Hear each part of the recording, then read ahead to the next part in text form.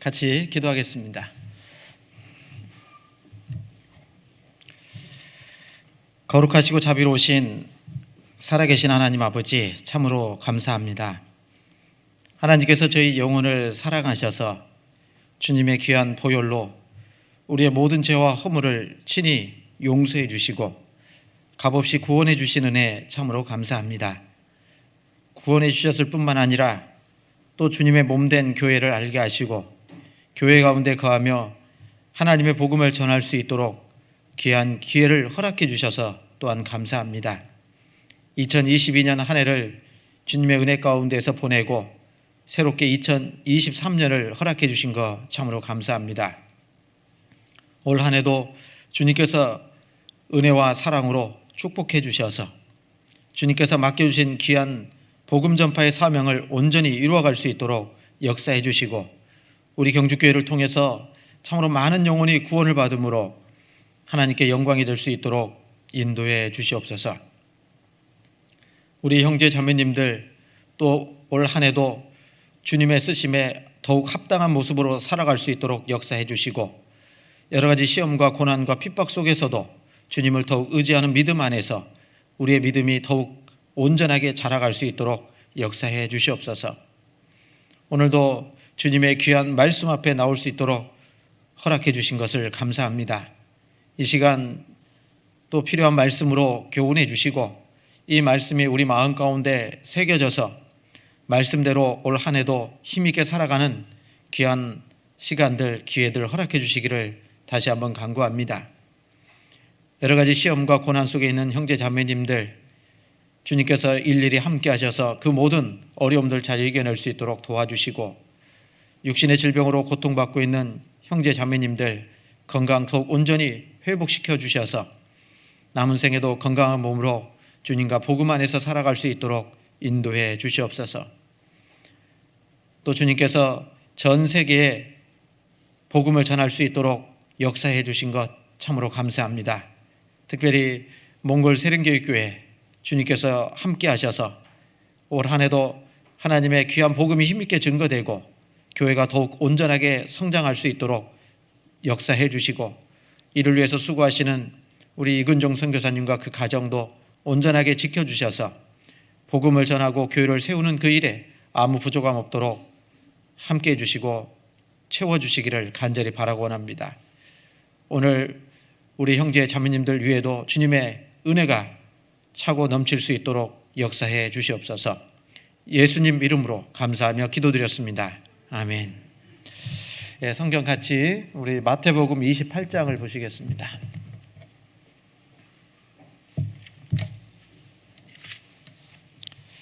마태복음 28장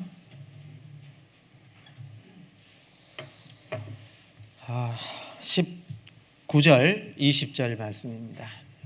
마태복음 28장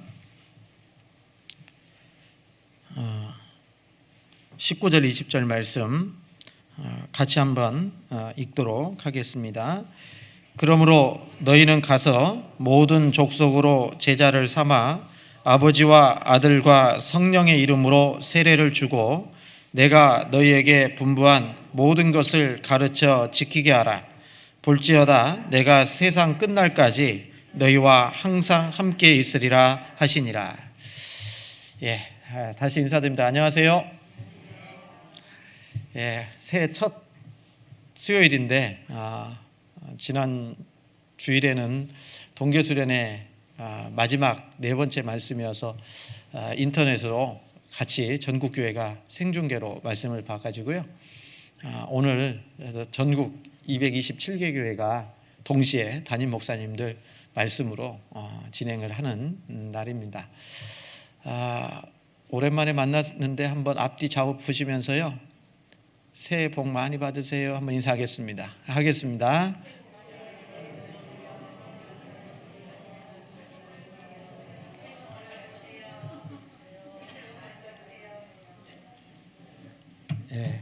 저도 있습니다.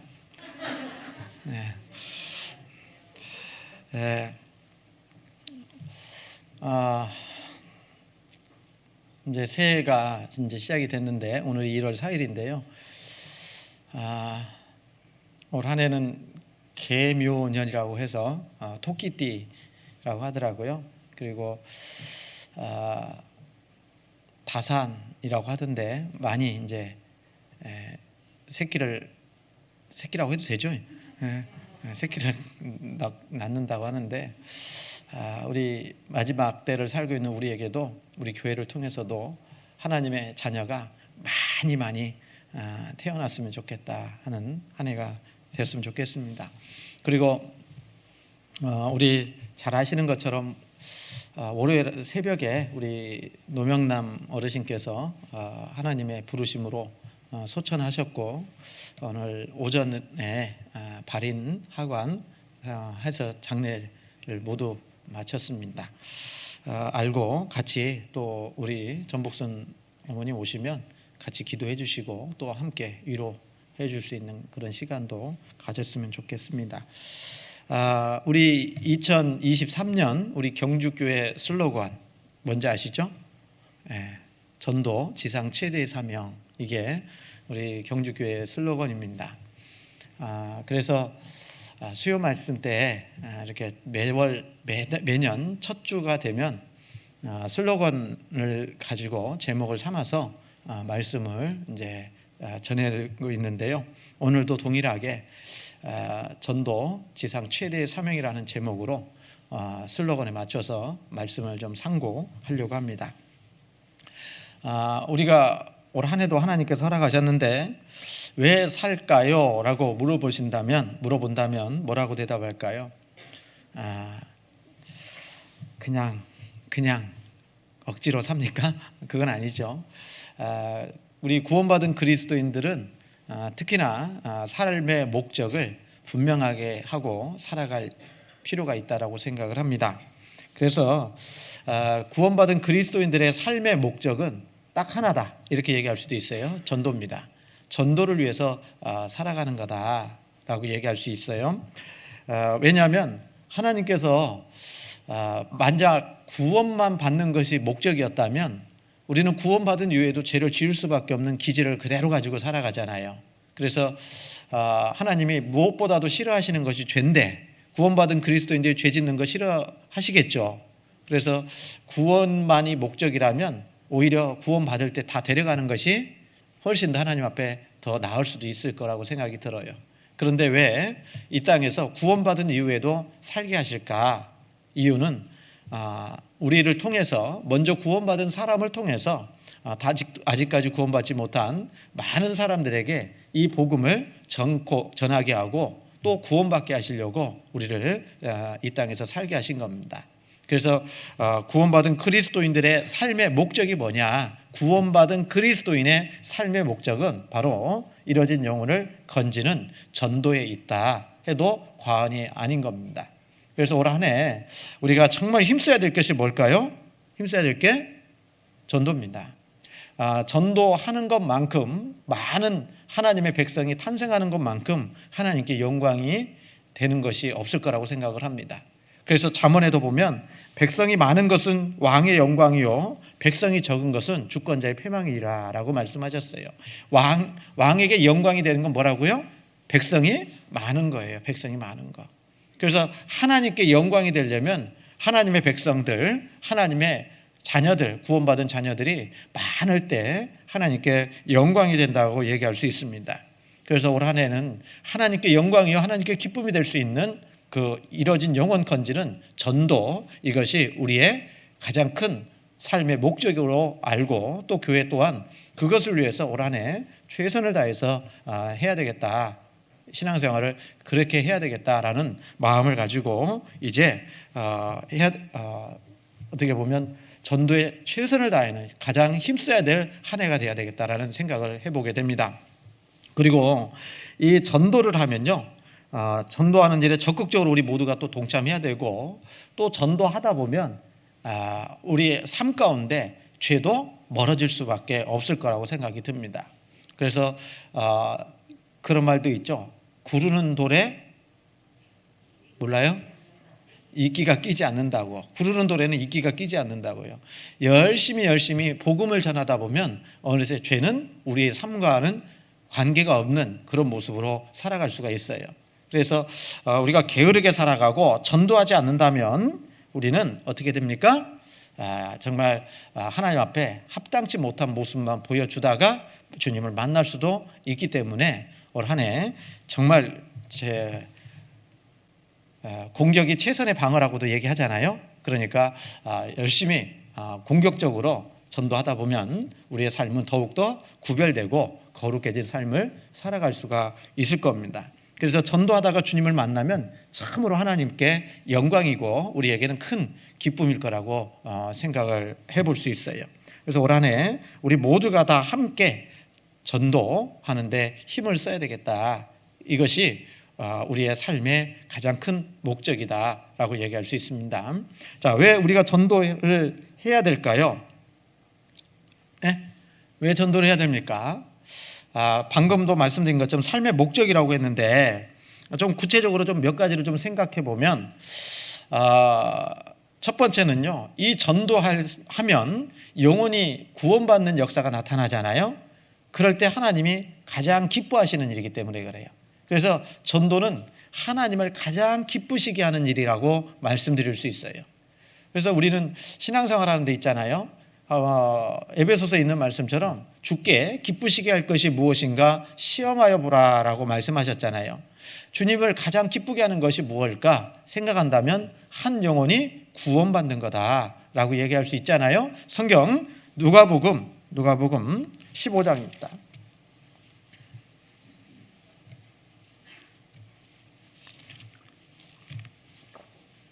누가복음 15장 7절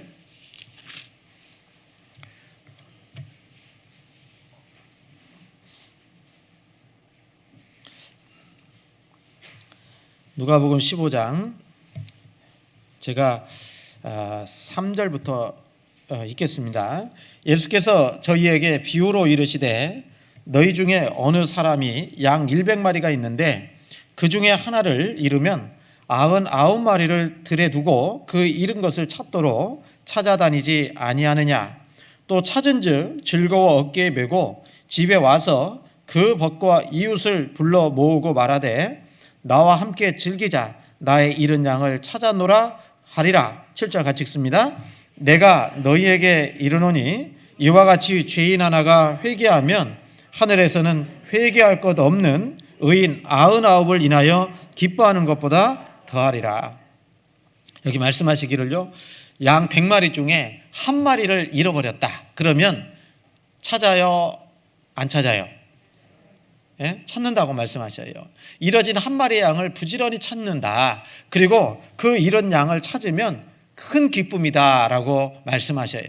그러면서 6절 후반부에 보면 집에 와서 그 벗과 이웃을 불러 모으고 말하되 나와 함께 즐기자. 나의 잃은 양을 찾아노라 하리라. 한 마리 양을 찾았는데 얼마나 기뻤는지 여기 보면 집에 와서 그 벗과 이웃을 불러 모으고 잔치를 벌이는 겁니다. 잔치를 벌여요. 잃어버린 한 마리 양을 찾음으로 인해서. 그래서 7절에 하나님의 기쁨이 이와 같다라는 겁니다. 내가 너희에게 이르노니 이와 같이 죄인 하나가 회개하면 하늘에서는 회개할 것 없는 의인 99을 인하여 기뻐하는 것보다 더하리라. 이 말씀이 무슨 얘기인지 아시잖아요. 우리 구원받은 형제 자매님들은 의인이 됐잖아요. 하나님 앞에. 의인들이 하나님 앞에서 서로 사랑하고 서로 섬기고 정말 기쁨으로 교제하는 것도 하나님이 기뻐하십니다. 그런데 그것보다 더 기뻐하는 건 뭐라고요? 죄인 한 사람이 우리 교회 가운데 말씀을 통해서 구원을 받으면 의인 99사람이 정말 사랑으로 교제하는 것보다 한 사람 구원받는 게 훨씬 더 기쁨을 준다라고 말씀하십니다. 그래서 우리는 우리 서로 내부적으로 서로 사랑하는 그런 친밀한 교제도 정말 해야 되겠죠. 그러나 그것보다 더 중요한 것은 하나님을 더 기쁘시게 하는 것은 한 사람이라도 구원받게 하는 것, 이것이 더 하나님을 기쁘시게 하는 거다. 우리가 왜 전도해야 됩니까? 실은 하나님을 기쁘시게 하는 거기 때문에 그렇습니다. 성경 데살로니가전서도 보겠습니다. 2장 4절입니다. 데살로니가전서 2장 4절입니다.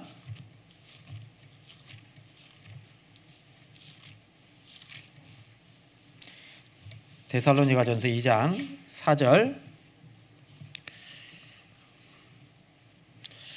같이 읽습니다. 오직 하나님의 옳게 여기심을 입어 복음 전할 부탁을 받았으니 우리가 이와 같이 말함은 사람을 기쁘게 하려 아니요 오직 우리 마음을 감찰하시는 하나님을 기쁘시게 하려 함이라. 오직 하나님의 옳게 여기심을 입어 복음 전할 부탁을 받았다. 복음 전할 부탁을 받았다. 두 자로 줄이면 전도죠. 예? 전도 받았으니 우리가 이와 같이 말함은 사람을 기쁘게 하려 함이 아니요 오직 우리 마음을 감찰하시는 하나님을 기쁘시게 하려 함이라. 하나님을 기쁘게 하는 것은 복음 전하는 겁니다. 전도하는 거예요. 그래서 우리는 무엇보다도 정말 힘써야 될 것이 뭐냐, 내 주변에 내 가족들 그리고 이웃들에게 복음을 전하는 일에 더욱더 힘써야 될 겁니다. 그래서 우리 마음 가운데 정말 교회 슬로건도 그렇지만 올 한 해는 꼭 내 주변에 있는 사람 중에 한 사람이라도 구원받게 하자. 이걸 우리의 삶의 목적을 가지고 해야 되겠다. 이것이 하나님께 기쁨이 된다라는 겁니다. 그렇지 않아요? 그래서 정말 우리는 좀 연초니까 결심도 좀 해야 될 것 같아요. 여러 가지 결심도 하겠지만 그러나 그중에 가장 중요한 것은 정말 더 기도하는 가운데 내 주변에 누구에게 올해 한 해 복음을 전해서 구원받게 할까. 물론 구원은 하나님이 하시는 것이지만 우리가 전하지 않으면 한 영혼도 구원받을 수 없기 때문에 정말 한 사람이라도 정말 꾸준히 기도하는 가운데 한 영혼이라도 건져야 되겠다. 이런 마음을 가져야 될 겁니다. 그래서 우리가 전도해야 되는 이유는 하나님이 가장 기뻐하시는 일이기 때문에 그렇습니다. 두 번째로는 예수님께서 이 땅에 오신 목적이 전도하기 위해서 오셨기 때문에 우리는 그리스도의 제자로서 우리 또한 전도를 해야 되는 거죠. 마가복음 1장입니다. 마가복음 1장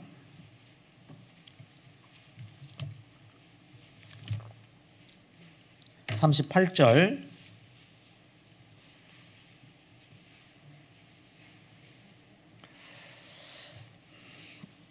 마가복음 1장 38절 39절 말씀 같이 한번 또 읽도록, 오늘 많이 같이 읽자고 할 거예요. 왜? 졸릴까 봐. 식사하시고 오셔가지고 많이 졸릴 것 같아서 38절 39절 같이 한번 읽도록 하겠습니다. 이르시되 우리가 다른 가까운 마을들로 가자. 거기서도 전도하리니 내가 이를 위하여 왔노라 하시고 이에 온 갈릴리에 다니시며 저희 여러 회당에서 전도하시고 또 귀신들을 내어 쫓으시더라. 여기 이르시되 우리가 다른 가까운 마을들로 가자. 거기서도 전도하리니 내가 이를 위하여 왔노라. 예수님이 이 땅에 오신 목적은 전도하기 위해서 오셨다라고 말씀하고 계시잖아요. 여러분, 우리도 예수님도 그래서 쉴 사이 없이 계속해서 전도하는 일에 힘쓰셨잖아요. 공생의 3년 반을. 그래서 우리도 정말 주님의 부지런함을 배우고 주님의 열정을 배워서 부지런히 복음을 전하는 일에 힘써야 될 겁니다. 어떤 분들은 그런 얘기 하거든요. 나는 이제 전도할 사람이 없다고. 그런데요, 정말 내 주변을 바라보면요, 구원 받아야 될 사람들이 많아요, 적어요? 예? 예. 경상도 말로 천지 삐까리라고요. 그렇지 않습니까? 예? 그래서 전도할 사람이 없다라고 하는 것은 그러면요, 하나님이 나를 데려가시는 게 맞잖아요. 할 일이 있으니까, 해야 될 일이 있으니까 하나님이 이 땅에서 지금 살게 하고 계신 거잖아요. 그렇죠? 안 그렇습니까? 삶의 목적이 없다면 이 땅에서 살아갈 이유가 하나도 없어요. 그래서 예수님은 이 세상에 오신 목적이 전도하기 위해서 오셨다라고 말씀하신 것처럼 우리도 전도하기 위해서 살아가고 있는 것이다. 그게 우리의 삶의 목적이 분명한 겁니다. 그래서 누가복음 19장에 보면 인자에 온 것은 잃어버린 자를 찾아 구원하려 하심이로다 말씀하셨어요. 예수님이 이 땅에 오신 것은 잃어진 자를 찾아서 구원하려고 오셨어요. 그 사실을 전하기 위해서 예수님은 본을 보여주셨습니다. 전도의 본도 보여주셨던 겁니다. 자, 그리고 여러분, 우리를 구원하신 목적은 세 번째로는 전도해야 될 목적이 선한 일에 열심하는 친백성이 되게 하시기 위해서 우리를 구원해 주셨다고 말씀하고 계십니다. 디도서 2장 14절에 그 말씀이 있잖아요. 그가 우리를 대신하여 자신을 주심은 모든 불법에서 우리를 구속하시고 우리를 깨끗하게 하사 선한 일에 열심하는 친백성이 되게 하려 하심이니라 말씀하셨거든요. 그래서 우리 하나님께서 우리를 깨끗하게 해주신 것은, 죄에서 깨끗하게 해주시고 또 우리를 구속해 주신 목적이 뭡니까? 선한 일에 열심하는 친백성이 되게 하려 하심이니라. 선한 일이 뭐죠? 착하게 사는 걸 얘기하는 게 아니겠죠. 하나님 앞에서의 선은 잃어진 영혼을 건지는 일이 가장 귀하고 큰 일이라고 얘기할 수 있을 겁니다. 여러분, 생명과 관련된 일을 하는 사람들은 가장 값진 일을 한다고 얘기하잖아요. 그래서 육신의 생명을 살리는 의사, 얼마나 고귀한 일들을 합니까? 그렇죠? 정말 불 속에서 아니면 물 속에서 죽어가는 사람들을 살리는 그 구조대원들의 그 일들을 보면은 얼마나 귀한 거냐고요. 생명과 관련, 이 세상에 그 어떤 것보다 소중한 게 생명이잖아요. 육신의 생명도 귀하다면 영혼의 생명도 귀하잖아요. 그 영혼의 생명을 건지는 일, 살리는 일만큼 선한 일이 어디 있겠어요. 그래서 그 선한 일에 열심하는 친백성이 되게 하시기 위해서 우리를 구원해 주셨다라고 말씀하시는 겁니다. 삶의 목적이 그겁니다. 에베소서 2장입니다. 에베소서 2장 10절입니다.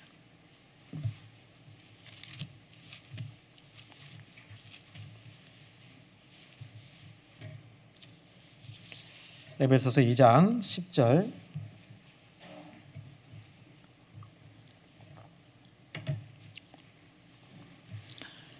에베소서 2장 10절 같이 또 읽습니다. 우리는 그의 만드신 바라 그리스도 예수 안에서 선한 일을 위하여 지으심을 받은 자니 이 일은 하나님이 전에 예비하사 우리로 그 가운데에서 행하게 하려 하심이니라. 우리는 그의 만드신 바라, 만들었다고 되어 있잖아요. 새로운 피조물이라는 겁니다. 고린도 후서 5장 17절에 그 말씀이 있잖아요. 그런즉 그리스도 안에 있으면 누구든지 그리스도 안에 있으면 새로운 피조물이라. 이전 것은 지나갔으니 보라 새 것이 되었도다 라고 말씀하셨는데, 우리 구원받은 그리스도인들은 새로운 창조물입니다. 하나님 앞에.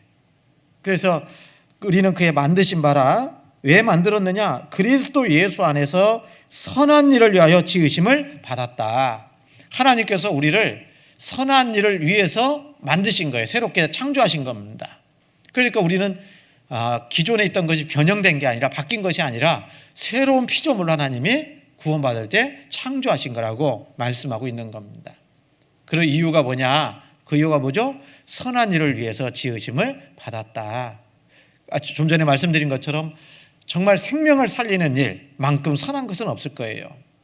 착하게 사는 것도 중요합니다. 성실하게 살아가는 것도 중요합니다. 부지런히 살아가는 것도 중요합니다. 그런데 그것보다 더 중요한 것은 생명 건지는 일을 하는 것은 훨씬 더 귀한 일입니다. 그래서 영혼의 생명, 육신의 생명뿐만 아니라 영혼의 생명을 건지는 일에 우리가 정말 최선을 다할 때 우리 하나님 앞에 우리가 구원받은 목적을 이루어가면서 살아간다고 얘기할 수 있을 겁니다. 그래서 우리는요, 올 한 해 정말 열심히 전도하는 그 한 해가 될 수 있도록 해야 되지 않겠습니까? 그리고 더 중요한 것은 우리 주님께서 우리에게 최대의 명령이고 그리스도인의 존재 이유이고 삶의 초점이 전도이기 때문에 그렇습니다. 그래서 좀 전에 시작하는 말씀으로 우리가 읽었잖아요. 마태복음 28장 19절입니다.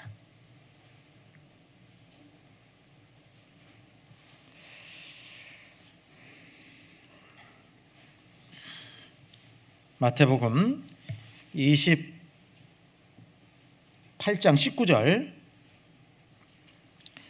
그러므로 너희는 가서 모든 족속으로 제자를 삼아 아버지와 아들과 성령의 이름으로 세례를 주고 내가 너희에게 분부한 모든 것을 가르쳐 지키게 하라. 볼지어다 내가 세상 끝날까지 너희와 항상 함께 있으리라 하시니라. 이 말씀은 예수님께서 우리 죄인을 구원하는 일을 이루시기 위해서 십자가에서 죽으시고 그리고 장사된 지 사흘 만에 다시 살아나셨습니다. 부활하셨습니다. 그리고 제자들에게 40일 동안 나타나셨다가 이제 승천하시면서 제자들에게 하신 말씀입니다. 그러니까 예수님의 유언과 같은 말씀입니다. 뿐만 아니라 우리에게 주신 가장 큰 사명이라고 말씀드릴 수 있습니다. 여러분, 좀 전에도 말씀드린 것처럼 사람은요, 유언만큼, 사람에게 있어서 유언만큼 가장 힘이 있는 게 없잖아요. 부모님이 돌아가시기 전에 자녀들에게 유언을 남겼다. 그러면 그 자녀들은요, 그 돌아가신 부모님의 유언을 지키려고 노력해야 될까요? 안 해야 될까요? 예? 부모님의 뜻을 이어받아가지고 그 일을 이루려고 해야 될 거 아닙니까? 그래서 우리 이제 제가 동계수련회 때 은장의 말씀할 때에도 그런 말씀을 드렸는데요. 정말 연세가 있으시든 없으시든 사람이 언제 죽을지 모르니까요. 정말 나는 내 사랑하는 자녀들에게 그리고 내가 사랑하는 사람들에게 정말 유언과 같은 그런 말 이것들을 좀 남겨놓고 가지고 살았으면 좋겠다 이런 생각도 해봤습니다. 특히나 우리 어르신들 같은 경우에는 정말 목소리로 녹음을 하든지 정말 죄송한 얘기지만 정신이 온전할 때 자손들에게 바른 것을 좀 전해줄 수 있도록 남길 수 있도록 하기 위해서는요 좀 글로 쓰든지 글을 못 쓰시면 불러달라고 해가지고 쓰시든지 아니면 녹음을 하든지 해서 간직하고 있다가 정말 전해주고 간다면 그 자녀들은 그걸 지키려고 노력하지 않겠습니까? 왜요? 유언이니까요. 안 그렇습니까? 그렇죠? 그만큼 영향이 있는 거예요. 힘이 있는 겁니다. 마찬가지로 이 말씀은 예수님께서 부활하시고 승천하실 때에 유언과 같은 말씀으로 주신 겁니다. 얼마나 힘이 있겠습니까? 그 말씀이 이 말씀인데 그래서 19절에 그러므로 너희는 가서 너희가 누구죠? 제자들입니다. 예수님의 제자들입니다. 그런데 우리도 구원받으면 제자가 되잖아요. 그리스도의 제자가 되지 않습니까? 그러니까 우리에게 주신 말씀이에요. 우리 구원받은 그리스도인에게 주신 말씀입니다.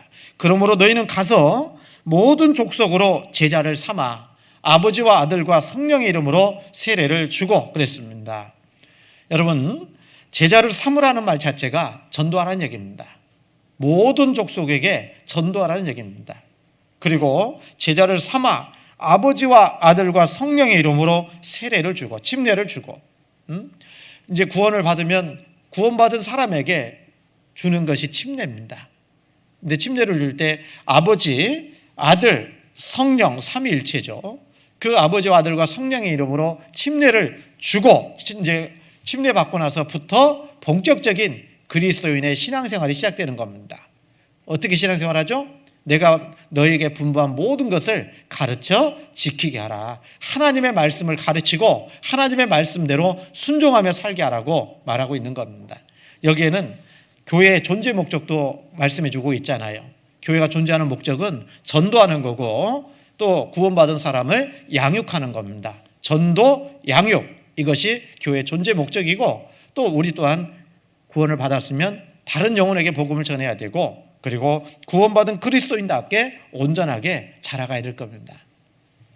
그렇게 살아가는 사람 가르쳐 지키게 하라. 볼지어다 내가 세상 끝날까지 너희와 항상 함께 있으리라 하시니라. 우리 주님이요 누구와 함께 계셔요? 예? 복음 전하는 사람과 함께 하시겠다는 겁니다. 예? 말씀에 순종하는 자와 함께 하시겠다는 겁니다. 여러분, 우리 주님이 나와 더 함께 하기를 원하시지 않습니까? 나를 통해서 주님의 역사가 나타나기를 원하지 않습니까? 그렇다면 우리는 전도해야 됩니다. 그리고 말씀을 지키는 순종의 삶을 살아야 될 겁니다. 그런 사람에게 하나님이 항상 너희와 함께 하시겠다는 약속을 이루실 겁니다. 여러분, 우리가 정말 우리는 복음 전파의 사명을 받은 사람들이에요. 예수님께 직접 받았다 해도 과언이 아니다 그 말이에요. 그러니까 전도는 주님께서 우리에게 내리신 지상 최대의 명령이요 사명이다라고 말씀드릴 수 있는 겁니다. 그러니까 전도해야 되죠. 예?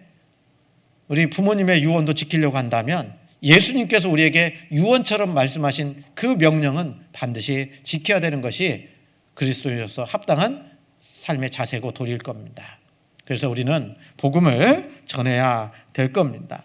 그리고 여기 마가복음 16장에도 보면 너희는 만민에게 온 천하에 다니며 만민에게 복음을 전파하라 그랬잖아요. 그래서 우리 마지막 때 우리 교회를 통해서 만민에게 모든 족속으로 이 말씀처럼 전 세계에 복음을 전하고 있는 것 또한 하나님의 큰 역사고 은혜라고 생각이 듭니다.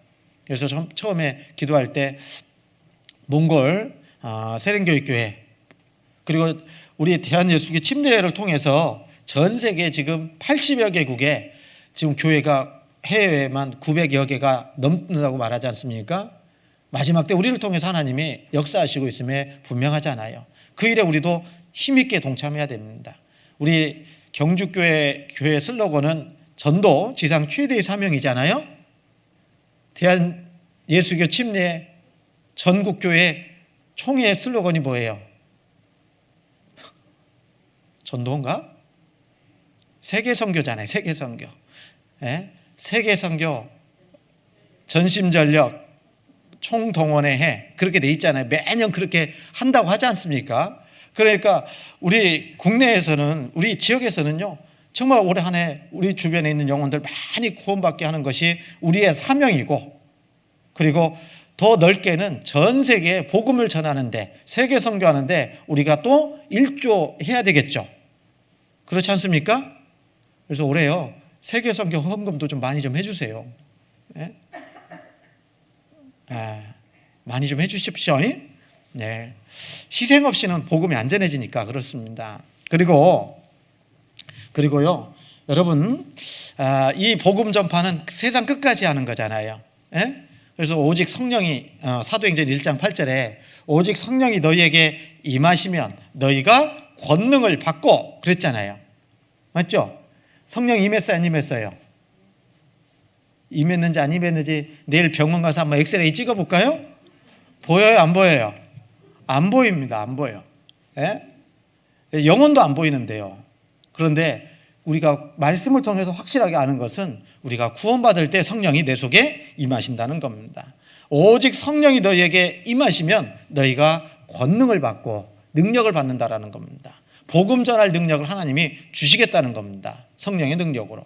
권능을 받고 예루살렘과 온 유대와 사마리아와 땅끝까지 이르러 내 증인이 되리라 하시니라 말씀하셨습니다. 감당하게 하시겠다라는 겁니다. 여러분 그래서 우리는요 온 천하에 만민에게 복음을 전할 사명을 받은 사람들이에요. 그러니까 우리는 정말 올 한 해 전도 강하게 외쳐도 이것은 아무리 강조해도 지나침이 없을 겁니다. 그리고 우리가 왜 전도해야 되냐면 믿음의 선진들이 그 길을 걸어갔습니다. 그리고 승리했습니다. 많은 믿음의 선진들이 다 그 길을 갔잖아요. 그리고 목숨을 버렸잖아요. 목숨을 바치면서까지 복음을 전하는 일에 힘썼잖아요. 예? 우리도 사도 바울도 그런 말씀하셨잖아요. 내가 그리스도를 본받는 자 된 것 같이 너희는 나를 본받는 자 되라. 내가 그리스도를 본받았던 것처럼 이렇게 말씀하지 않고요. 본받는 자 된 것 같이 사도 바울은 평생을 구원받은 이후에 평생을 예수 그리스도를 본받는 삶을 살았던 겁니다. 현재 진행형이었어요. 죽을 때까지. 내가 그리스도를 본받는 자 된 것 같이 너희는 나를 본받는 자 되라. 본을 받아야죠. 복음을 전했잖아요. 사도 바울이요. 그래서 사도 바울께서 복음을 힘있게 전하신 것처럼 우리도 그 삶을 본받아서 복음을 전해야 되는 거죠. 그렇지 않습니까? 여기 자료에 보니까 이 예수님의 제자들이 몇 명이죠? 70제자도 있고 12제자도 있고 그중에 또 가까이 있던 베드로, 야고보, 요한과 같은 제자들도 있잖아요. 그런데 그 가룟 유다 빼고 12제자 중에 가룟 유다 빼고 사도가 됐잖아요. 그죠? 그런데 이 12제자들 그 사도들이 다 한결같이 기독교 교회사를 보면 다 순교했습니다. 뭐 하다가요? 복음 전하다가 순교한 겁니다. 그게 헛된 것이 아니었습니다. 하나님께서 우리에게 그 일을 하라고 말씀하십니다. 제가 보니까요, 그 유세비오스라는 그 교회사에 보면은 12제자의 순교 일지가 이렇게 좀 기록이 되어 있습니다. 한번 생각해 보면 첫 번째, 예수님의 수제자였던 베드로 어떻게 됐습니까? 로마에 가서 전도하다가 십자가에 거꾸로 못 박혀 죽었습니다.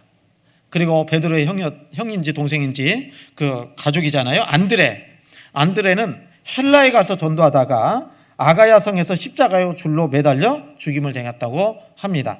그런 기록이 있습니다. 안드레에 달린 십자가는 어떤 십자가냐면 X자형이었어요. X자. 그래서 X자형 십자가를 안드레의 십자가다 이렇게 얘기하기도 합니다. 그리고 야고보 아시죠? 야고보는 예루살렘에서 헤롯에게 칼로 목베어 죽임을 당했습니다. 12제자 중에 최초의 순교자입니다. 야고보. 그리고 요한은 주님이 십자가상에서 부탁하신 대로 마리아를 끝까지 모시고 있으면서 유대국 내에서 전도하다가 예루살렘이 AD 70년 로마군에게 멸망된 후 에베소에 가서 복음을 전했습니다. 거기서 핍박을 만나서 그를 그 사도 요한을 갖다가 끓는 가마기름에 집어 넣었지만 기적적으로 튀어나오게 되며 그를 박해하는 그 사람이요 놀라가지고 그를 밤모섬에 귀양 보냈습니다. 거기서 그는 묵시를 받아서 쓴 후 그게 이제 요한계시록이잖아요. 그리고 자기 수명대로 살다가 죽었다고 합니다. 그러니까 이제 속된 말로 나이를 다 채워서 죽은 사람은 예수님의 12제자 중에 유일한 사람이 누구라고요? 사도 요한입니다. 그래서 사도 요한은 그러나 그 삶이 고난의 삶이었습니다. 복음 전하는 삶이 고난의 삶이었던 거죠. 오래 살았다 그것이 중요한 것이 아니라 복음을 위해서 끝까지 했던 겁니다. 그리고 빌립은 소아시아의 부르기아에 가서 전도하다가 기둥에 매달려서 죽임을 당했다고 합니다. 바돌로메는 알메니아에 가서 전도하다가 거꾸로 십자가에 매달려 죽임을 당했고, 도마 아시죠? 의심 많은 도마. 이 도마는 인도에 가서 전도하다가 창에 맞아 죽었고, 마태는 이디오피아에 가서 전도하다가 목베임을 당했고, 알페오 아들 야고보는 성전 꼭대기에서 떨어뜨려 죽임을 당했고, 또 그 시몬은 애굽에 가서 전도하고 유대국에 돌아와서 전도하다가 활에 맞아 죽었다고 그러고, 야곱의 동생 유다는 바사에 가서 전도하다가 활에 맞아 죽었다고 하고, 마띠아는 가룟 유다 대신에 청거된 제자인데 이디오피아에 가서 전도하다가 돌에 맞아 죽었다 이렇게 돼 있습니다. 12명의 제자 다 어떻습니까? 십자가에 죽든 목베임을 죽든 돌에 맞아 죽든 복음을 전하다가 그렇게 한 겁니다. 그 시대에 전 세계에 가서 복음을 전했던 사람들이 이 사람들이었어요. 믿음의 선진들입니다. 여러분, 우리가 왜 전도해야 됩니까? 믿음의 선진들이 다 그 길을 갔던 겁니다. 여러분, 우리도 사명을 받은 사람들입니다. 복음 전할 사명을 받았어요. 목숨 아끼지 않고 복음을 전했던 많은 믿음의 선진들을 우리도 본받아서 그와 같이 살아야 될 겁니다. 사도행전 20장 24절 말씀 기억하십니까? 전도인들 집에 가면 액자로 딱 하나씩 주시는데, 사도행전 20장 24절 무슨 말씀이죠? 이렇게 물어보면 갑자기 생각이 안 나잖아요. 그 말씀입니다. 나의 달려갈 길과 주 예수께 받은 사명 곧 하나님의 은혜의 복음 증거하는 일을 마치려 하면은 나의 생명을 조금도 귀한 것으로 여기지 아니하노라. 많은 믿음의 선진 사도 바울뿐만 아니라 그런 마음으로, 그런 각오로 복음을 전했던 겁니다. 나의 달려갈 길과 주 예수께 받은 사명, 예수님께 받은 사명이 뭐죠? 하나님의 은혜의 복음 증거하는 일을 마치려 하면은 나의 생명을 조금도 귀한 것으로 여기지 않았다. 라고 말씀하셔요. 여러분, 그래서 우리는요 정말 하나님 앞에 복음을 힘있게 전해야 됩니다. 복음 전하지 않으면 우리에게 화가 있다는 것도 아셔야 됩니다. 고린도전서 9장입니다.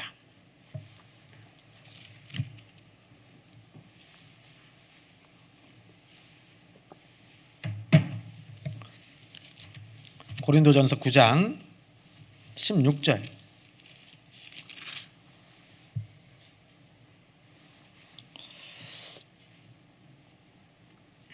고린도전서 9장 16절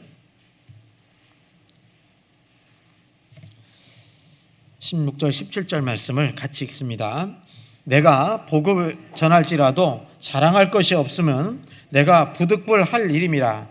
만일 복음을 전하지 아니하면 내게 화가 있을 것이미로라. 내가 내 힘으로 이것을 행하면 상을 얻으려니와 힘으로 아니한달지라도 나는 맡았노라. 여기 16절에 내가 복음을 전할지라도 자랑할 것이 없으면 내가 부득불할 일임이라. 이 부득불이라고 써 있으니까요 어쩔 수 없이 하는 거다 이렇게 오해할 수 있는데, 이게 이제 영어로 보면 must라고 돼 있어요. 반드시 해야 될 일이다 그 말이에요. 그래서 이 부득불할 일이 뭐냐, 반드시 해야 될 일이 뭐냐, 복음 전하는 거다 사도 바울은. 그래서 그런 마음을 가지고 복음을 전했는데, 그래서 만일 복음을 전하지 아니하면, 전도하지 아니하면 내게 화가 있을 것임이라. 화가 있을 거는 뭐죠? 지옥 간다는 얘기가 아닙니다. 하나님 앞에 큰 책망이 있을 겁니다. 여러분, 우리도 여기 말씀하신 것처럼 우리는 복음 전할 직분을 맡은 사람들이에요. 간혹 말씀드렸잖아요. 여러분, 경주시 인구가 25만 명인가요? 6만 명 이렇게 된다고 하지 않습니까? 이 25만 명, 26만 명의 그 영혼들은 누가 전해야 될까요? 그 사람들에게 누가 복음을 전해야 될까요? 우리가 전하지 않으면 누가 전하겠어요? 그 영혼들을 하나님께서 우리에게 맡기신 겁니다. 맞잖아요? 복음 전할 직분을 맡은 겁니다. 그래서 우리는 정말 힘있게 복음을 전해야 되고, 그리고 우리가 왜 복음을 전하지 않으면 안 되는지, 그 이유는 하나님께서 사람을 구원하는 방법을 전도로 정해놨기 때문에 그렇습니다. 전도하지 않으면 한 영혼도 건질 수가 없어요. 고린도전서 1장입니다. 고린도전서 1장 21절.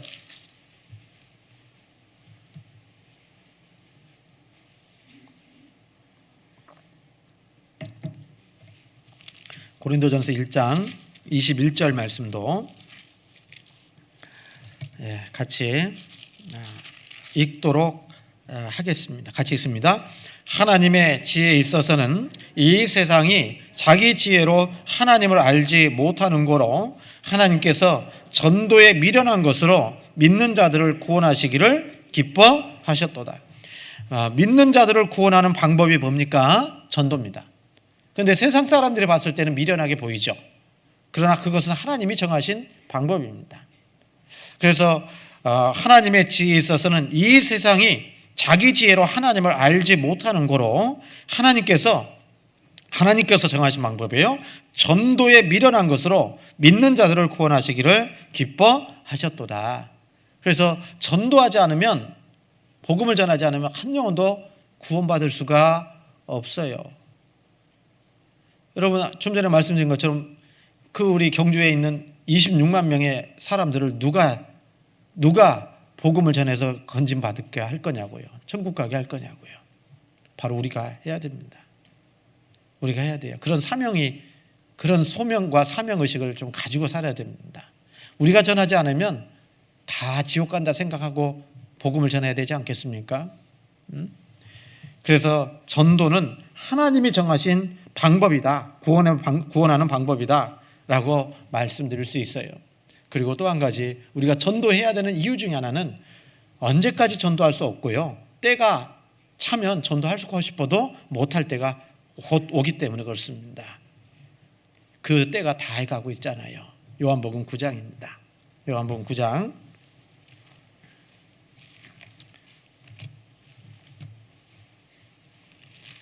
요한복음 9장 4절입니다.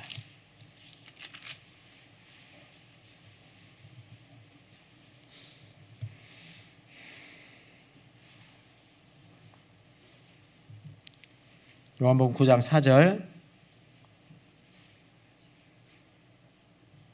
4절입니다. 때가 같이 읽습니다. 때가 아직 낮음에 나를 보내신 이의 일을 우리가 하여야 하리라. 밤이 오리니 그때는 아무도 일할 수 없느니라. 아무도 일할 수 없는 때가 온다 그 말이에요. 지금은 일할 수 있는 낮이죠. 낮이지 않습니까? 그런데 이것이 낮이라는 시간이 무한정으로 주어질 거냐? 아니라는 겁니다. 4절에 있는 말씀처럼 때가 아직 낮음에 나를 보내신 이의 일을 우리가 하여야 하리라. 밤이 오리니 그때는 일하고 싶어도 못 온다. 이런 얘기잖아요. 여러분, 때가 되면 구원을 받고 싶어도 못 받는 때가 옵니다. 또 전도하고 싶어도 전도를 못할 때가 곧 옵니다.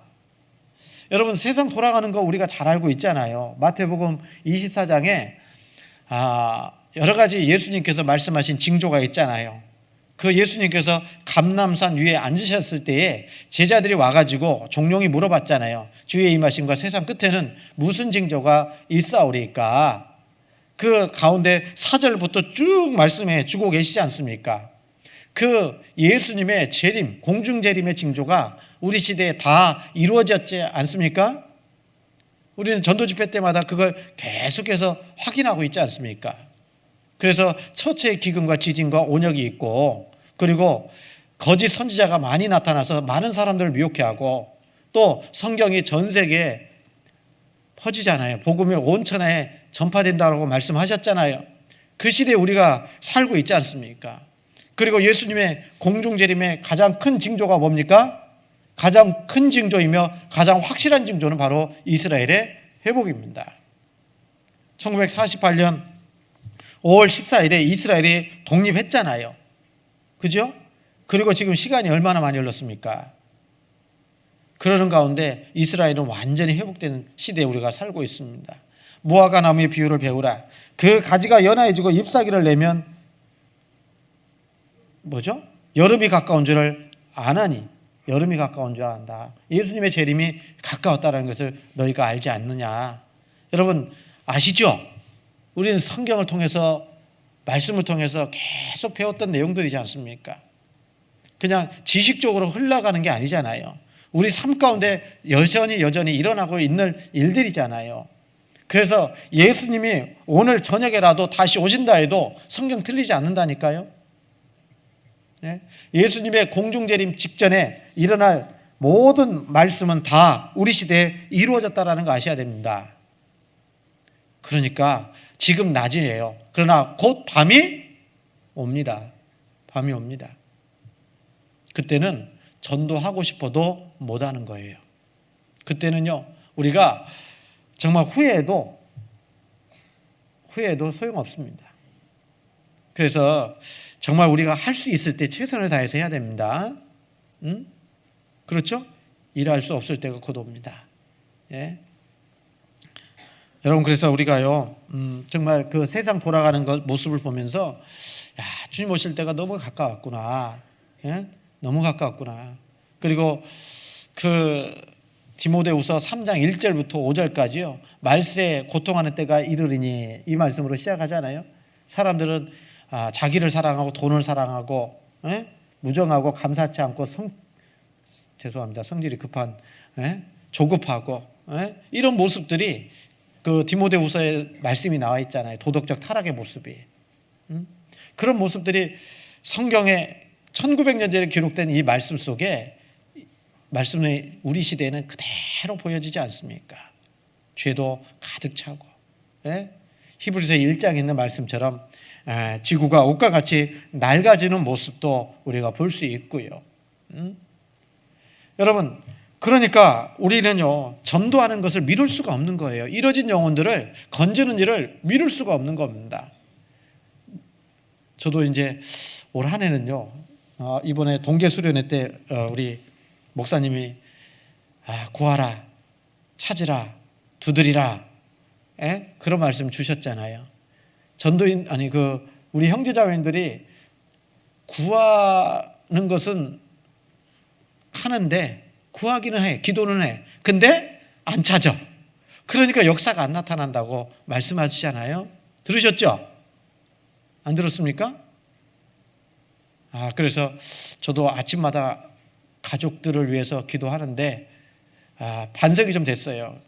얼마나 찾아다녔을까? 얼마나 기도는 하는데 얼마나 찾고 두드리는 삶을 살았을까? 이런 생각을 좀 해보게 됩니다. 그래서 올 한해는 정말 기도한 제목이 이루어질 수 있도록 가족이 또 주변의 사람들이 전도해서 구원받게 하려면 구하는 것뿐만 아니라 열심히 찾아야 되겠다. 그리고 두드려야 되겠다. 이런 생각도 이제 하게 됐죠. 여러분도 마찬가지죠? 졸려요? 오늘 2시간 해버릴 거예요. 네? 네, 그래서 그런 모습을 우리가 생각한다면 올해는 정말 전도하는 것을 미룰 수는 없다라는 겁니다. 맞죠? 전도하는 거 미루면 안 됩니다. 그래서 올 한 해 어쨌든 간에 하나님 앞에 정말 복음을 전하는 그런 삶이 돼야 될 거라고 생각이 듭니다. 그리고 정말 주님 오실 때가 가까웠잖아요. 저는요 가끔씩 이런 생각도 좀 듭니다. 이렇게 작년에 이렇게 장례 이렇게 치른 걸 쭉 그러니까 꽤 많이 저기 장례 입관도 하고 발인도 하고 많이 했더라고요. 네? 왜 하나님께서 이렇게 많은 그런 믿음 이제 대부분이 이제 제가 장례식 참석한 경우에는 구원받은 식구들이겠죠. 식구들이 대부분이잖아요. 왜 이렇게 많이 데려가신가 싶은데 주님 오실 때가 참 가까웠기 때문에 그러신 거 아닌가 이런 생각도 해봤습니다. 예? 좀 깨달으라고 각성하라고. 예? 여러분 연세가 많다고 해서 먼저 가는 거 아니잖아요. 주님 앞에 먼저 가는 것은 순서가 없습니다. 예? 누구든지 하나님 부르면 가는 거거든요. 그래서 누구든지 갈 수 있다라는 거 알고요. 이 땅에서 하루하루의 삶을 정말 최선을 다해서 살아야 될 것을 생각을 해봅니다. 좀 전에 이제 말씀드린 것처럼 이스라엘의 남유다의 종교개혁 이뤘던 그리고 가장 선한 왕이라고 하는 게 요시야 왕입니다. 요시야 왕 아시죠? 이 요시야 왕은요 하나님 앞에 정말 잘 살았는데 그 애국가의 전투에서 나가가지고 죽습니다. 전투에서 죽어요. 갈그미스 전투라고 하는데. 그런데 왜 하나님 앞에 그렇게 바르게 살았는데 그 전투에 나가가지고 죽게 될까 의문이 좀 생겼었잖아요. 그런데 이렇게 말씀을 쭉 배우다 보니까 그런 얘기를 하시더라고요. 요시야 왕 다음에 그 요시야 왕의 아들과 후손들이 왕이 됐거든요.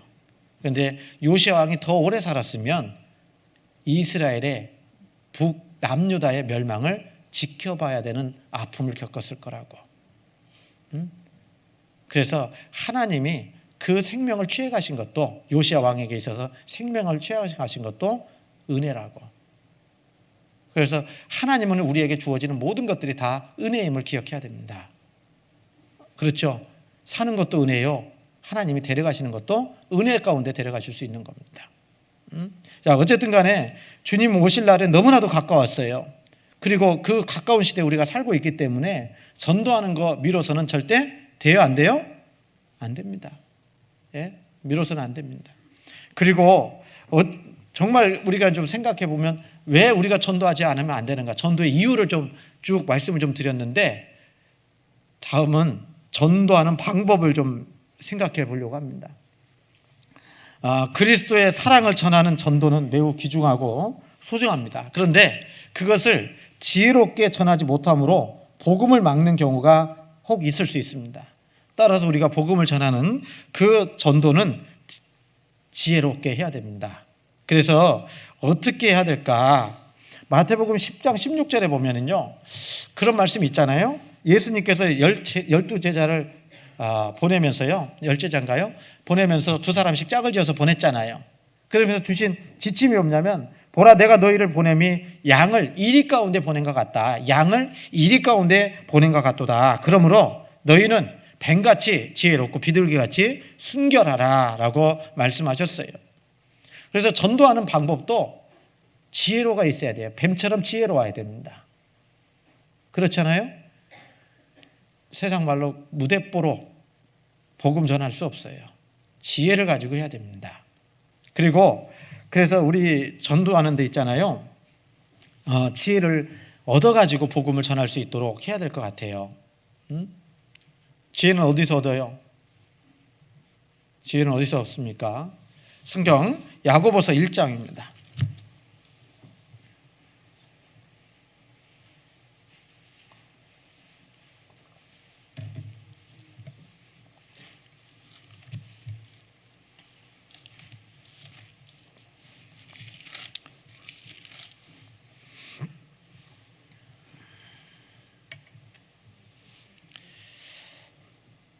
야고보서 1장 5절. 너희 중에 누구든지 지혜가 부족하거든 모든 사람에게 후히 주시고 꾸짖지 아니하시는 하나님께 구하라. 그리하면 주시리라. 오직 믿음으로 구하고 조금도 의심하지 말라. 의심하는 자는 마치 바람에 밀려 요동하는 바다 물결 같으니 이런 사람은 무엇이든지 주께 얻기를 생각하지 말라. 두 마음을 품어 모든 일에 정함이 없는 자로다.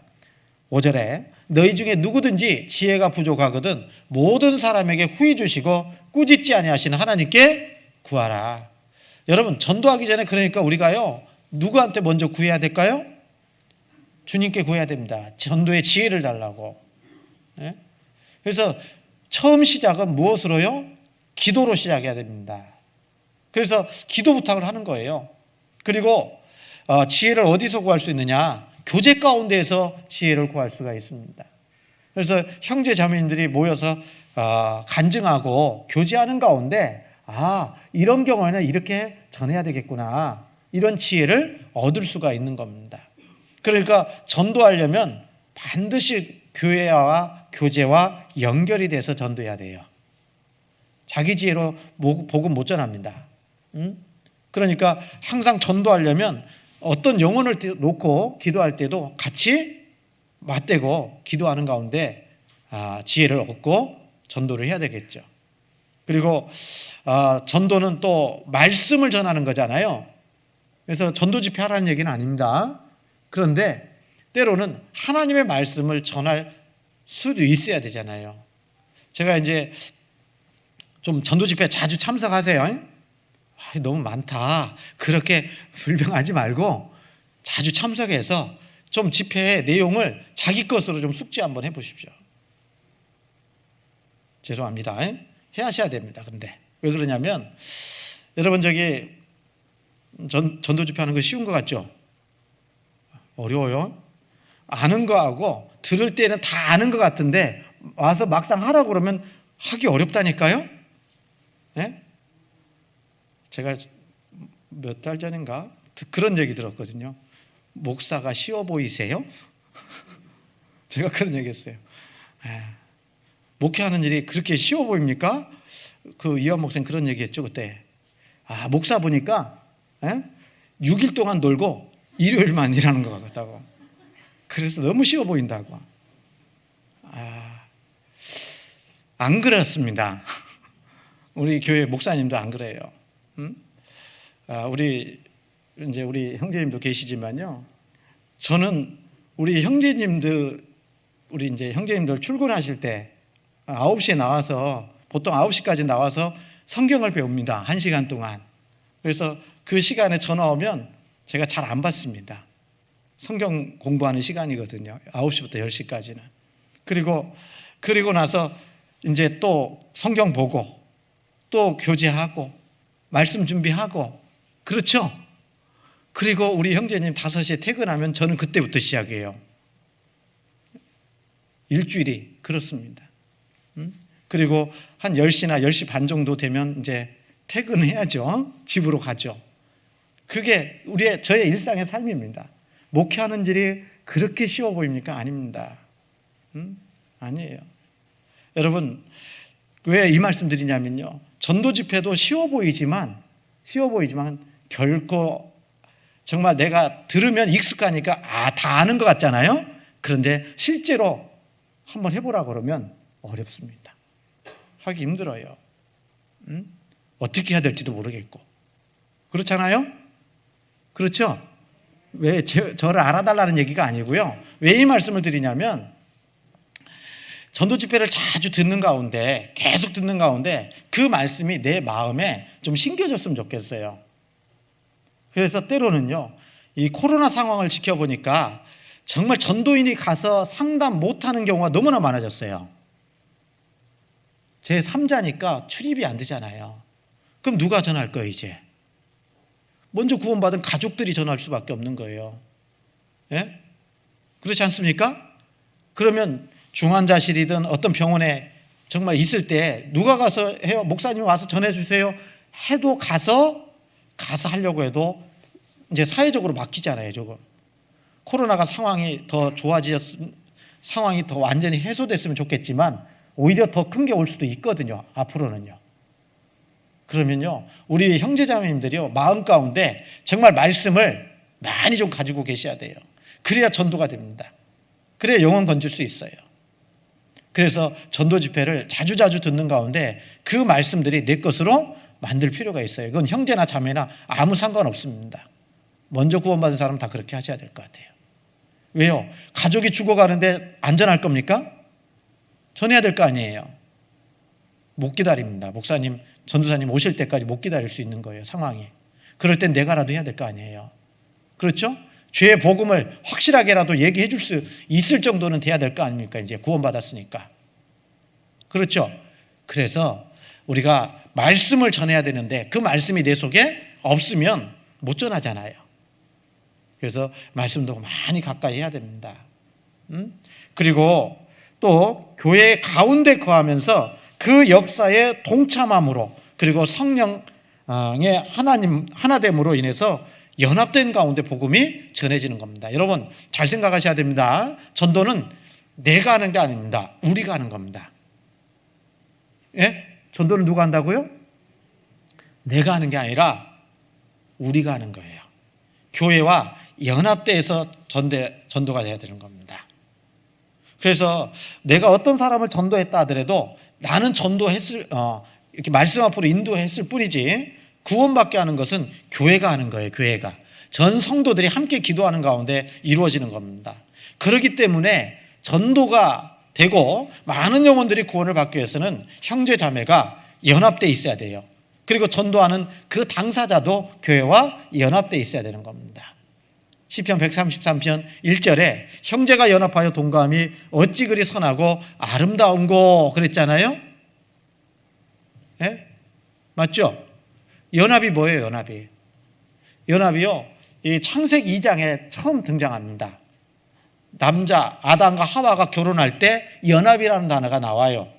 그러니까 이 연합이라는 진짜 의미는 뭡니까? 같이 한 곳에 모여 있는 것이 연합이 아니라 생사고락을 같이 하는 게 연합되어 있는 거예요. 그렇잖아요? 어떤 형제자매는 교회에 나오지만 연합이 안 될 수도 있어요, 실은요. 전도는 연합이 된 상태에서 하는 거예요. 같이 운명을 같이 하고 고락을 같이 하는 그 상태가 돼야 된다, 그 말이에요. 다음 주 우리 이제 새해 첫 집회가 교회학교 전도 집회입니다. 1월 11일부터 14일까지 할 겁니다. 그때 연합돼 있고 연합돼 있는 모습이 뭐죠? 함께 하는 겁니다. 여러분, 한 영혼 건짐받고 구원받는데 교회가 많이 힘들까요? 안 힘들까요? 힘들어요. 힘듭니다. 그런데 나는 편안하게 집에서 있다. 이건 연합 아니에요. 같이 해야 됩니다. 교회학교 집회든 대집회든 소집회든 같이 해야 됩니다. 그래서 그러는 가운데 영혼을 말씀 앞에 전도하잖아요. 인도하잖아요. 그래서 구원을 받을 수 있는 겁니다. 그래야지만. 형제가 연합하여 동감이 어찌 그리 선하고 아름다운고 그랬습니다. 그리고 그 3절 말씀에 거기서 여호와께서 복을 명하셨나니 곧 뭐라고요? 영생이로다. 연합되어 있는 무리 가운데 하나님이 역사하시는 겁니다. 그래서 2절에는 시편 133편 2절에 뭐라고 되어 있습니까? 헐몬의 이슬이 시온의 산들에 내린 것 같더라. 그리고 머리에 있는 기름 곧 아론의 수염에 흘러서 그 옷깃까지 내린 같고 헐몬의 이슬이 시온의 산들에 내린 같도다. 거기서 여호와께서 복을 명하셨나니 그랬습니다. 하나님의 은혜가 형제가 연합되어 있는 상태 속에서 하나님의 은혜가 나타나는 거고요. 기름은 성령을 가리키잖아요. 아론의 머리에 있는 기름이 수염 곧 아론의 수염에 흘러서 그 옷깃까지 내린다라는 것은 뭐겠어요? 성령의 역사가 연합되어 있는 무리 가운데 나타날 것을 말씀하고 있는 겁니다. 그의 결과가 영생입니다. 그러니까 우리가 복음을 전하고 전도하기 위해서는 반드시 어떻게 해야 됩니까? 형제 자매가 연합되어 있는 상태가 돼야 되는 거예요. 그래서 여러분, 전도는 내가 하는 것이 아니라 우리가 하는 겁니다. 그래서 부지런히 기도 부탁도 해야 되는 겁니다. 기도 부탁도 부지런히 하셔야 돼요. 네? 아시겠죠? 네? 그래서 전도하는 일에 우리가 전도하는 방법이 기도 가운데 해야 되고 또 말씀으로 전도해야 되고 그 다음에 또 성령의 하나 되게 하신 것을 힘써 지키는 가운데 우리가 해야 되겠죠. 그리고 하나 되게 하신 것을 힘써 지키라는 말씀 속에 정말 우리가 온유와 겸손을 본받아서 해야 될 겁니다. 뭐요? 온유와 겸손을 본받아서. 구원받은 그리스도인들은요, 주님이 나는 마음이 온유하고 겸손하다고 말씀하신 것처럼 우리 또한 온유한 심령을 가져야 됩니다. 겸손한 심령을 가져야 됩니다. 그래야 하나가 됩니다. 에베소서 4장입니다.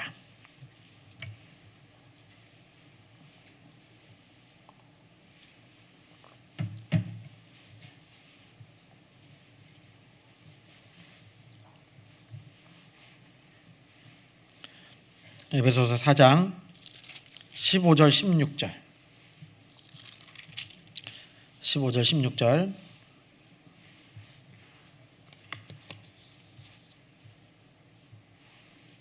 15절 16절 15, 16 제가 읽겠습니다. 오직 사랑 안에서 참된 것을 하여 범사에 그에게까지 자랄지라. 그는 머리니 곧 그리스도라. 그에게서 온 몸이 각 마디를 통하여 도움을 입음으로 연락하고 상합하여 각 지체의 분량대로 역사하여 그 몸을 자라게 하며 사랑 안에서 스스로 세우느니라. 여기 말씀하시잖아요. 오직 사랑 안에서 참된 것을 하여 범사에 그에게까지 자랄지라. 우리의 목표는 주님까지예요. 그러니까 여러분, 주님처럼 완전히 온전하게 다 잘하신 분 계셔요? 안 계셔요? 없죠? 우리의 목표가 거기까지니까 우리는 계속 자라가야 돼요. 언제까지요? 주님 오실 때까지, 주님 앞에 갈 때까지 계속 자라가는 겁니다. 그에게까지 자랄지라. 그는 머리니 곧 그리스도라. 그에게서 예수님을 통해서 온 몸이 각 마디를 통하여 도움을 입음으로 연락하고 상합하여 각 지체의 분량대로 역사하여 그 몸을 자라게 하며 사랑 안에서 스스로 세우느니라. 연합되어 있는 상태에서 있을 때 이렇게 되는 거예요.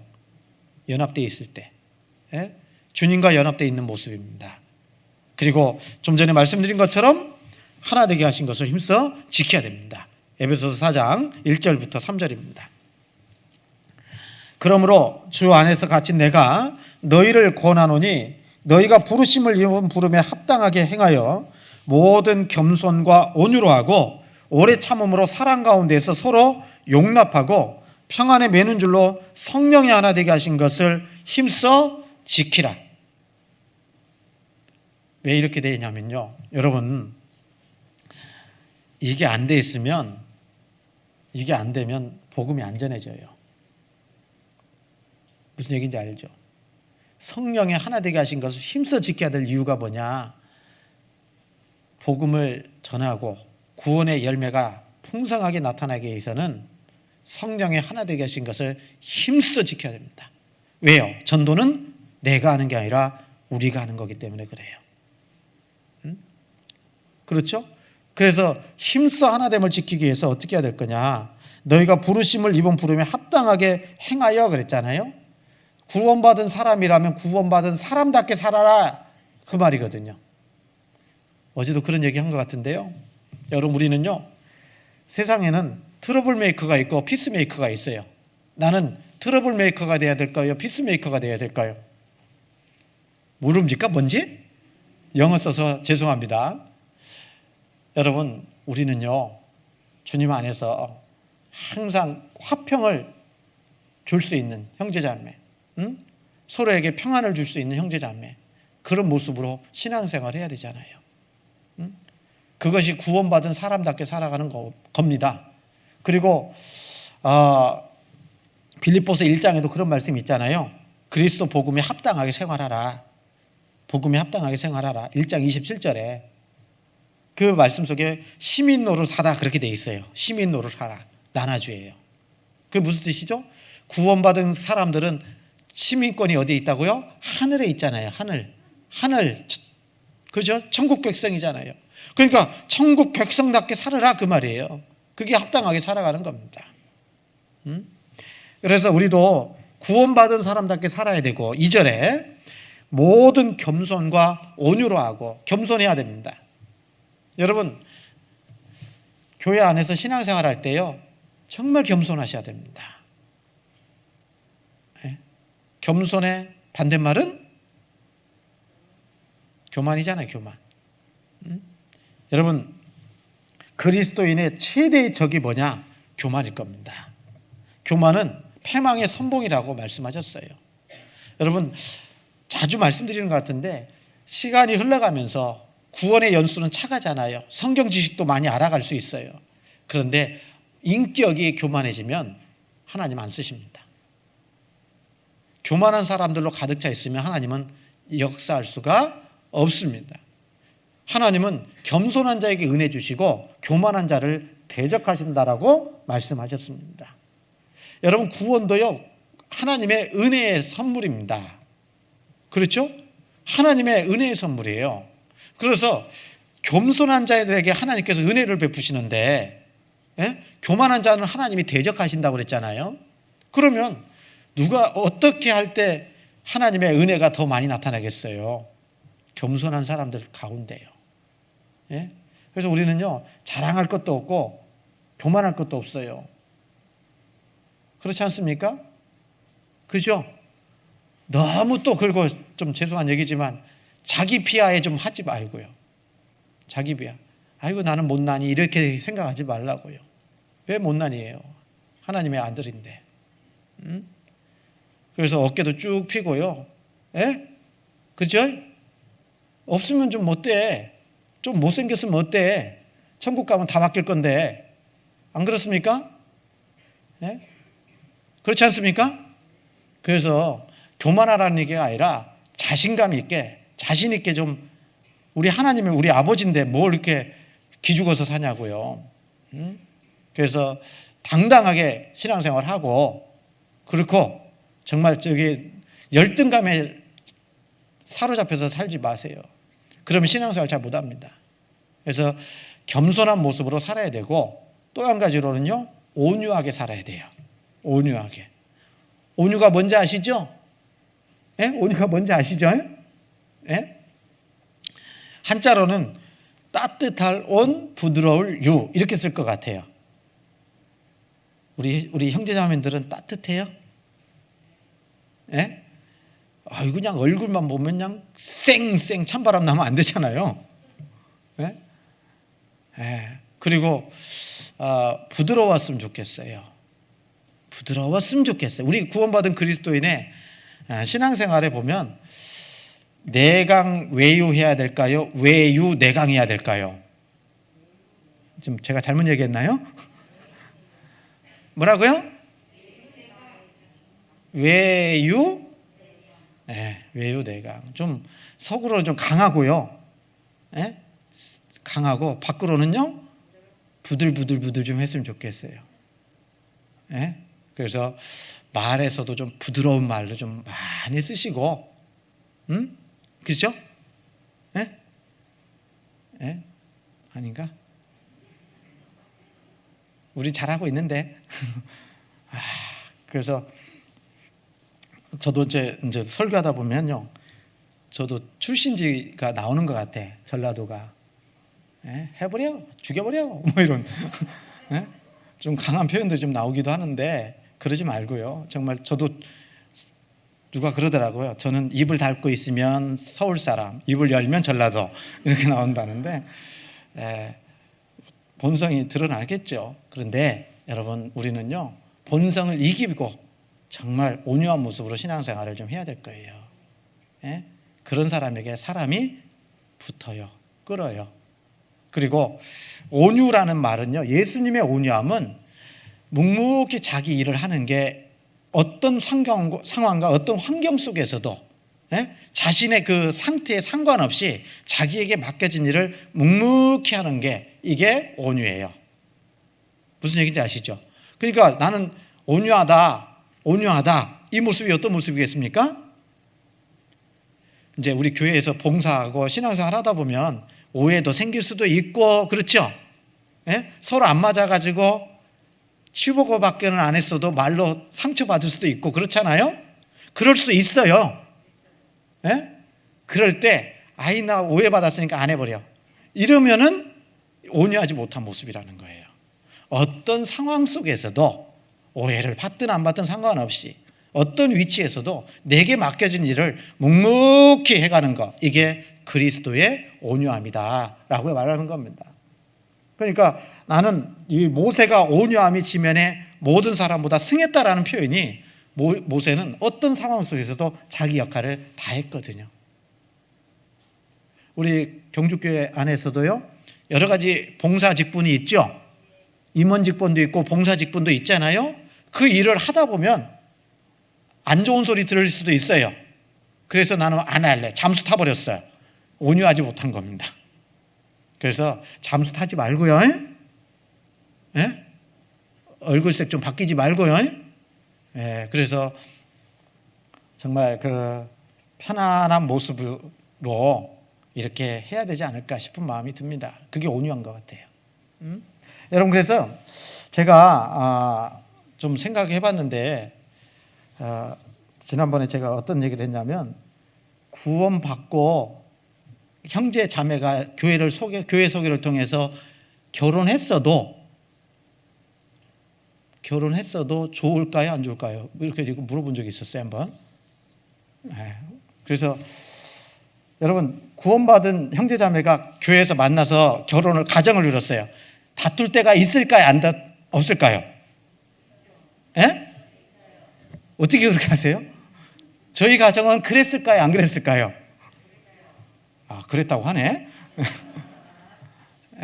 저도 그렇습니다. 저도 이제 29살에 결혼했는데 우리 자매하고 만났는데요. 만나서 처음에는 너무 안 맞아가지고 정말 힘들었어요. 우리 자매도 힘들었겠고 저도 힘들었겠지. 그래서 좀 다툼이 생길 때 그때 청년회장을 했단 말이에요. 청년회장. 그래서 가장 이렇게 서로 이제 의견 차이가 나가지고 할 때 금요일 날 그 의견 차이 나면 진짜 힘들더라고요. 왜요? 토요일 날 청년회 교제 가야 되는데 가고 싶을까요? 안 가고 싶을까요? 청년회장 해야 되는데 가서 이 마이크 들고 사회를 봐야 되잖아요. 전주교회 청년회가 7, 80명 되는데 하고 싶어요? 안 하고 싶어요?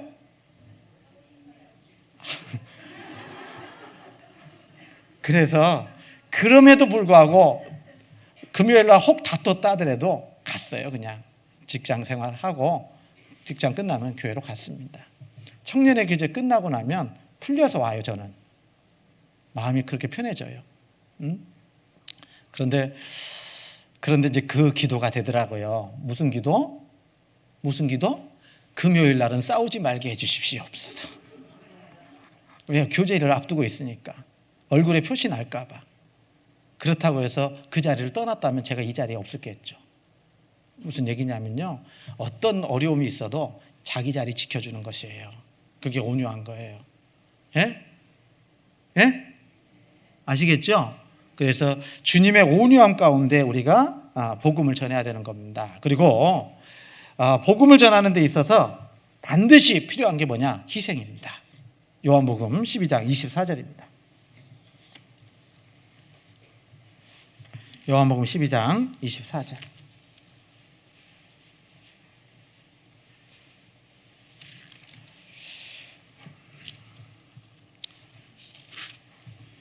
요한복음 12장 24절 말씀 같이 한번 읽도록 하겠습니다. 24절입니다. 내가 진실로 진실로 너희에게 이르노니 한 알의 밀이 땅에 떨어져 죽지 아니하면 한 알 그대로 있고 죽으면 많은 열매를, 죽는다라는 것은 썩는다는 거 아니잖아요. 죽는다고 했어요. 죽는다고. 이건 희생입니다. 그래서 예수님이 우리를 대신해서 우리를 살리시려고, 우리를 건지시려고 십자가에서 죽으셨잖아요. 희생이잖아요. 그러므로 해서 우리가 구원받았잖아요. 맞죠? 이제 죄인을 구원하는 일은 예수님이 다 이루셨어요. 그런데 그것이 각 사람에게 전해지기 위해서는 먼저 구원받은 우리가 또한 희생을 해야 돼요. 희생 없는 곳에는 열매 없습니다. 그렇잖아요? 여러분, 우리는 먼저 구원받은 사람들이잖아요. 아직 구원받지 못한 사람들에 비하면. 맞죠? 그래서 우리도 이 생명을, 많은 열매를 얻기 위해서는 우리가 할 수 있는 희생과 수고를 다 해야 될 겁니다. 전도, 세상 최대의 사명이라고 외치면서 아무런 희생도 하지 않는다. 전도하지도 않고 희생하지도 않는다. 이것은 동참하지 않는 모습이지 않겠습니까? 그 사람을 통해서는 열매를 맺을 수가 없어요. 그래서 올해 연관객 나갔잖아요. 그래서 시간도 희생하셔야 됩니다. 전도 집회가 매달 한 번씩 있습니다. 많죠? 많죠? 근데 줄여보려고 해도 할 건 다 해야 되잖아요. 그래서 이 전도 연관객을 이렇게 먼저 드린 것은 시간을 그때는 좀 비워놓으라는 얘기입니다. 예? 시간도 희생해야 됩니다. 맞죠? 물질도 희생해야 됩니다. 우리 교회 참 잘하고 있는데요. 우리 전도 집회 헌금도 계속 하고 계시잖아요. 예? 그래서 전도 집회 헌금을 통해서 많은 사람들이 구원받을 수 있는 기회가 되는 거예요. 그게 참여하는 겁니다. 그렇죠? 예? 그래서 올해는 더 많은 전도 집회 헌금도 좀 참여를 해 주셔야 될 것 같아요. 그래야 많은 영혼들이 더 구원을 받을 수 있을 거 아니에요. 희생을 통해서. 예? 그리고 또 물질의 희생도 있어야 되고요. 시간의 희생도 있어야 되고요. 또 뭣도 있어야 됩니까? 은사의, 달란트의 희생도 있어야 됩니다. 그래서 시간 내서요, 운행해 줄 사람도 필요하고요. 예? 우리 어머니들은 주방에서 열심히 맛있는 음식도 마련해 주셔야 되잖아요. 그렇지 않습니까? 우리 형제님들은 주차 안 해도 해야 될 것이고. 예? 생각난 김에 말씀드려야 되겠다. 주일이든 전도 집회 때, 대전도 집회 때 특히요, 먼저 오시는 분들은 좀 밖에다 좀 차 좀 바치고 와요. 예? 그것도 좀 희생 좀 해주세요. 늦게 오시는 분들이 그 교회로 이렇게 주차 안내하시는 형제님들 계시니까 비어놔야 늦게 오시는 분들은 마음도 급할 텐데 얼른 받쳐놓고 올라올 수 있게 좀 배려도 좀 해주셨으면 좋겠어요. 그게 희생 아닙니까? 그렇죠? 그래서 먼저 이렇게 교회에 오신 분들은 조금 건강을 위해서 걸어오셔도 되잖아요. 예? 그런 희생도 좀 필요하겠다 싶은 마음도 있어요. 그래서 자매님들은 주방에서 또 엘림에서 또 각자 위치에서 시간 내고 은사, 하나님께서 주신 그 마음, 그리고 하나님께서 주신 그 은사, 이런 것들이 희생에 아우러져서 어울려가지고 한 영혼이 구원을 받는 거예요. 많은 사람들이 구원받는 겁니다. 그거 우리가 해야 되겠죠? 그래서 희생해야 열매도 맺히게 된다라고 말씀드릴 수 있습니다. 그리고 또 중요한 건 뭐냐면 전도는 말로만 전하는 것이 아니라 우리의 삶으로 전하는 거예요. 삶으로. 예? 그래서 마태복음 5장 16절에 너희의 착한 행실을 보고 하나님께 영광을 돌리게 하라 그랬잖아요. 우리가 그런 말 들으면 안 됩니다. 우리 경주교회 식구들은요, 올 한 해 말은 잘한다 이런 얘기 들으면 안 돼요. 말도 잘하고 행동도 언행일치되더라, 잘하더라, 이런 말을 들어야 삶을 통해서 영혼이 건져지는 겁니다. 그렇죠? 그래서 어느 지역에 가서 설교하다 보니까요, 어느 그 지역인지 잘 이제 생각도 잘 안 나는데 이런 경우가 있었어요.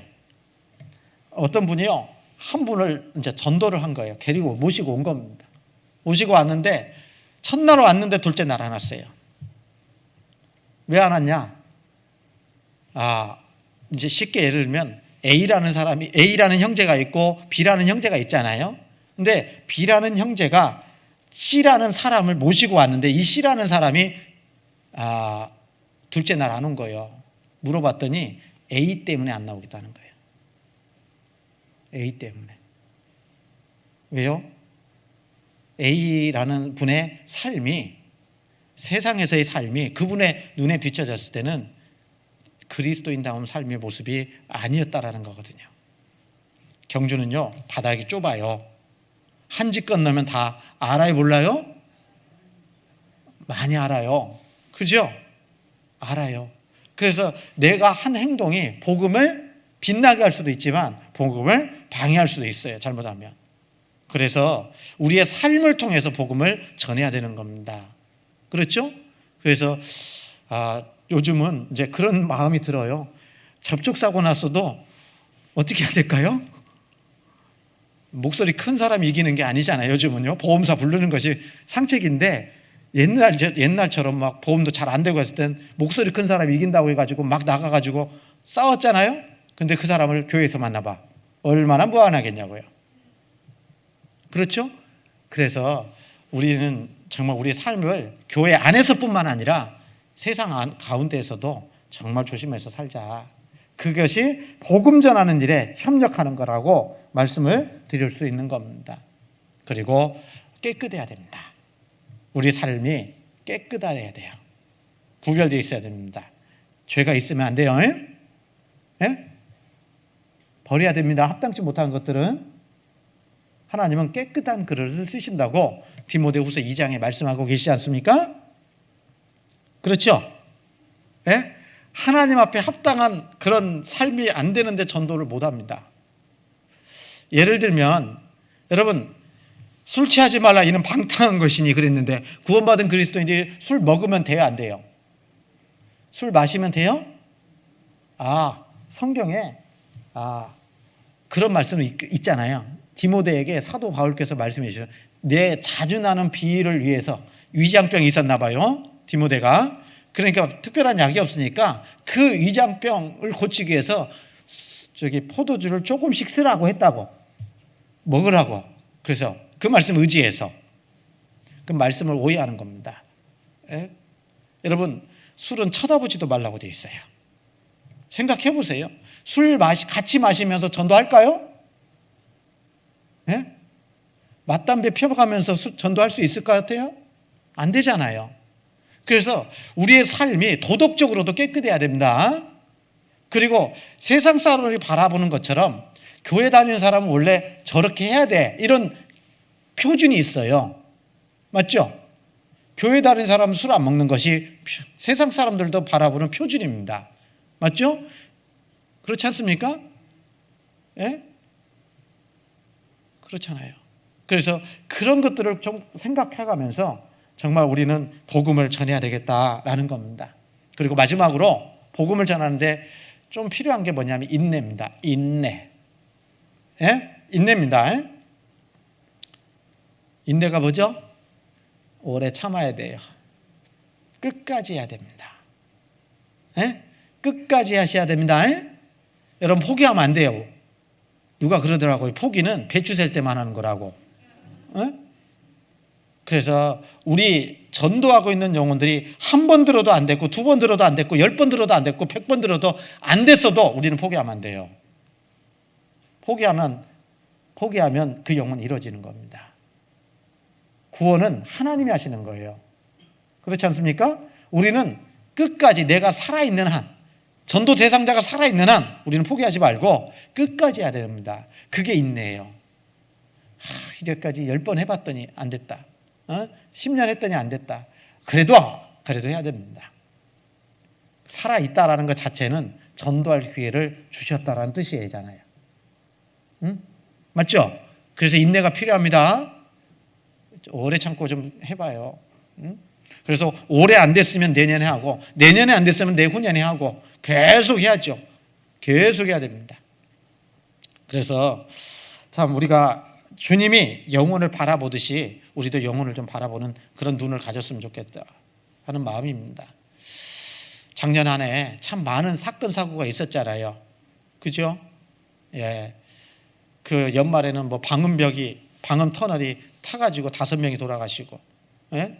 10월 달에는 그 이태원 사고로 159명이 돌아가시고, 최근에 이제 그 한 사람이 늘었잖아요.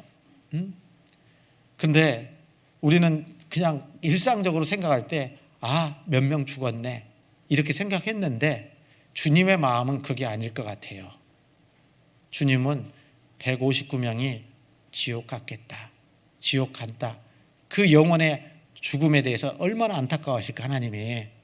이런 생각을 해보니까요, 정말 한 사람 한 사람 돌아가시는 것이 세상 사람들 있잖아요, 그게 정말 안타까운 것이다. 육신이 단순히 죽는 것이 안타까운 게 아니라 그 영혼이 지옥 간 것에 대한 안타까움이 우리 마음 가운데 있어야 되지 않을까, 이런 생각을 해보게 됐습니다. 맞죠? 여러분, 우리 올 한 해 슬로건이 뭐라고요? 전도, 지상 최대의 사명. 이걸 슬로건으로 삼고 올 한 해 정말 각 구역마다 또 형제 자매님들마다 목표를 세우고 계획을 세우셨겠죠. 그거 이상의 열매가 맺혀질 수 있도록 정말 올 한 해 우리 강당이 정말 열심히 좀 복음 전해서 이 강당부터 가득 채우는 그런 한 해가 될 수 있도록 해야 되지 않겠습니까? 그것을 위해서 우리가 하는 겁니다. 예? 그것을 위해서 올 한 해 정말 힘있게 한번 같이 한번 뛰어보자고요. 아시겠죠? 예? 네, 기도하겠습니다. 하나님, 참으로 감사합니다. 2023년 한 해를 허락해 주셔서 감사합니다. 또 주님, 함께 구원받아 복음을 전할 수 있는 믿음의 동역자들을 많이 세워주신 것을 감사합니다. 올 한 해 우리 경주교회 2023년 교회 슬로건으로 전도 지상 최대의 사명이라는 제목으로 힘있게 한 해 동안 복음을 전하고자 합니다. 주님, 우리와 함께 역사해 주시고 우리를 통해서 참으로 많은 영혼들이 구원을 받아 하나님께 영광이 될 수 있도록 인도해 주시옵소서. 이를 위해서 저희들 할 수 있는 수고와 희생을 다할 수 있도록 역사해 주시옵소서. 남은 시간 오직 주님께만 온전히 의지합니다. 저희를 사랑하셔서 구원해 주신 예수님 이름으로 감사하며 기도드렸습니다. 아멘.